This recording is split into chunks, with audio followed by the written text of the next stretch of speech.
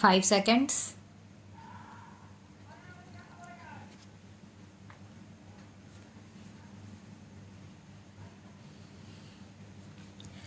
Mr. Deputy Speaker, sir, I rise to support the finance bill which has been presented by the Honorable Finance Minister. Sir, thereafter he was also pleased to announce some more concessions, and those concessions were also announced on the floor of the House. I have heard with great patience the various points which the honorable members from opposition were making here. The main thrust of their criticism was that the Honorable Finance Minister has left a very huge deficit uncovered, almost rupees 1,700 crores. This has been left uncovered. Just 3 days before the budget, the Petroleum Minister was pleased to announce some price hike in petroleum products as to cover the gap.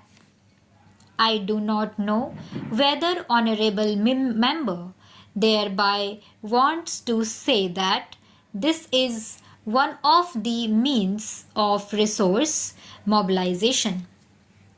If he is fully convinced that this is resource mobilization in which finance minister through the petroleum minister has done this, then of course he will be perfectly justified in raising that point.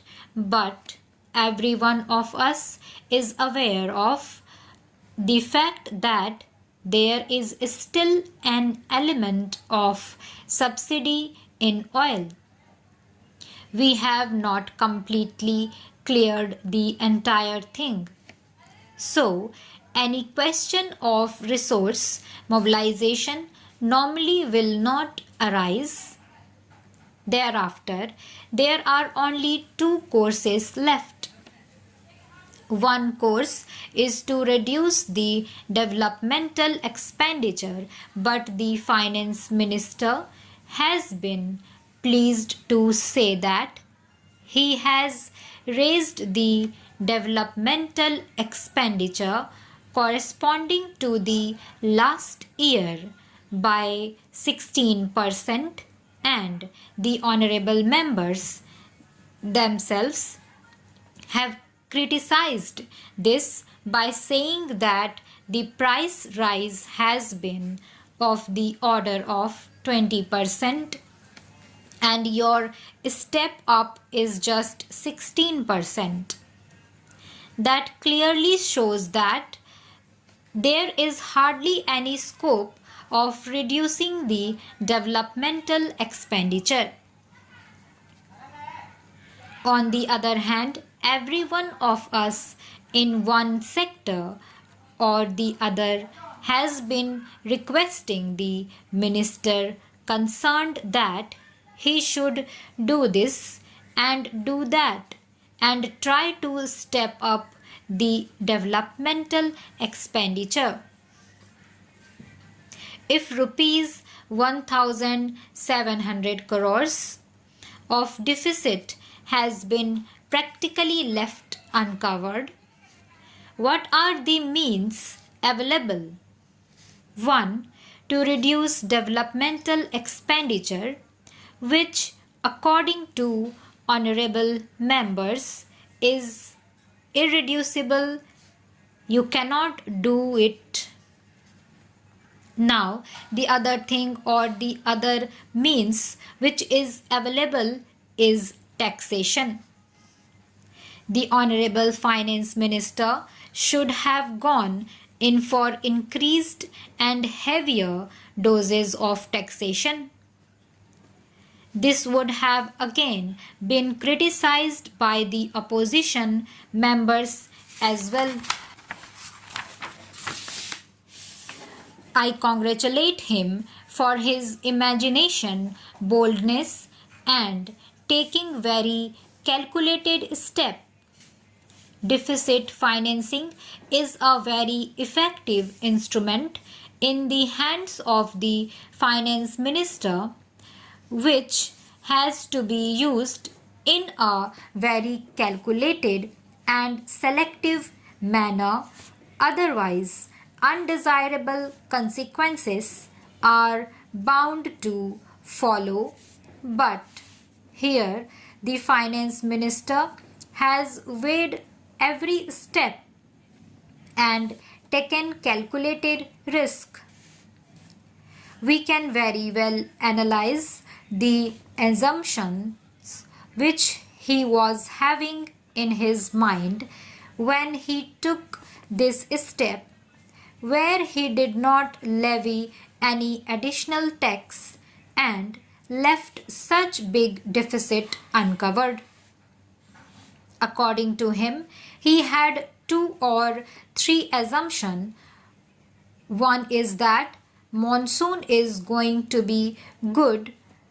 We will have normal agricultural production, and with the stocks at our disposal, with normal monsoon, with good agricultural produce in our hands, there will not be any big problem. This is one assumption. Another assumption is what he has clearly stated in his budget speech, announcing a number of concessions in the case of direct taxes. He expects that everyone will behave properly. Exemption limit was raised from rupees 40,000 to rupees 50,000, surcharge reduced from 20 to 10%. He expects better tax returns to be filed so that he will be able to concentrate on major parties, leaving out the smaller one as far as possible. And his third assumption, according to me, is the incentive which he has offered to the industrial sector, thereby expecting that a proper atmosphere of investment and growth will be created. Now, these are the 3 or 4 assumptions on which he seems to have framed his budget proposals.